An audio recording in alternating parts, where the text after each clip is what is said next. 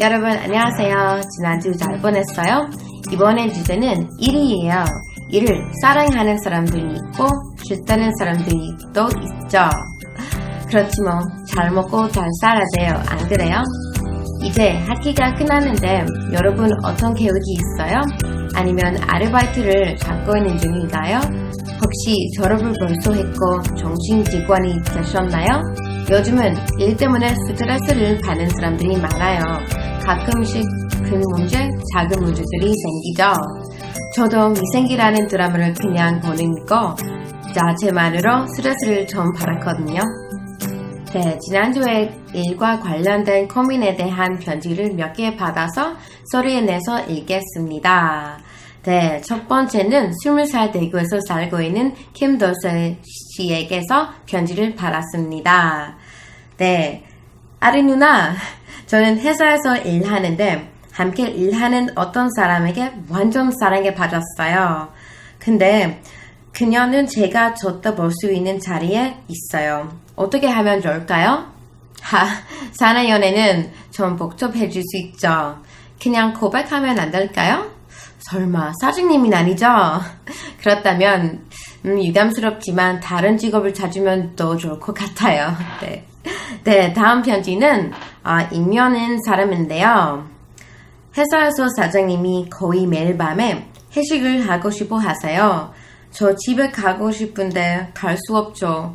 어떡해요? 어머, 장난 아니에요?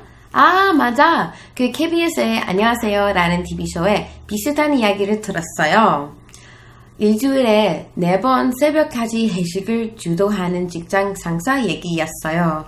아, 골드랍니다. 그런 이야기를 들을 때마다 믿을 수가 없어요.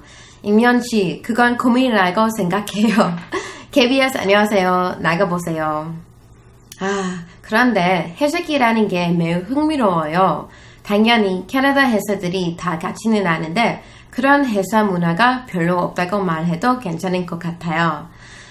그렇지만 몬트리올에서는 산카셋라는 비슷한 문화가 있어요. 일 끝난 후에 저녁 5시부터 7시까지 같이 있는 시간을 뜻해요. 그 시간 동안 같이 술 한두 잔만 마시면서 편하게 얘기해서 스트레스를 받는 거 다 풀고 다음날 깨끗이 새로운 마음으로 새로 시작하는 거예요. 한국은 좀 다르죠. 회사에 보통 상사도 없고 밤 늦게까지 1차, 2차, 3차들이 있죠. 회식 문화는 끝까지 가는 장점이 있는데도 회식의 주제는 참 좋은데요.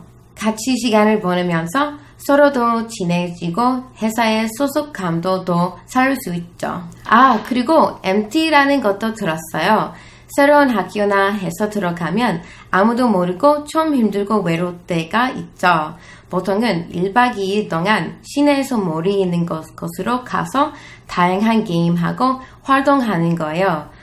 재밌을 것 같아요. 그러면서 그 낯선 사람들이랑 시간을 즐겁고 편하게 보내면 더 가까운 사이가 될 수 있으니까 제 생각에는 MT도 회식처럼 좋은 문화인 것 같아요. 그래서 혹시 언제 기회가 있다면 저도 MT에 참가하고 싶네요. 어디로 가면 좋을까요? 한국에 온천이 너무 유명하잖아요. 그런 조용하고 경치가 좋은 자연에 누구나 함께 가면 친목을 쌓을 수 있고 더 가까워질 수 있죠.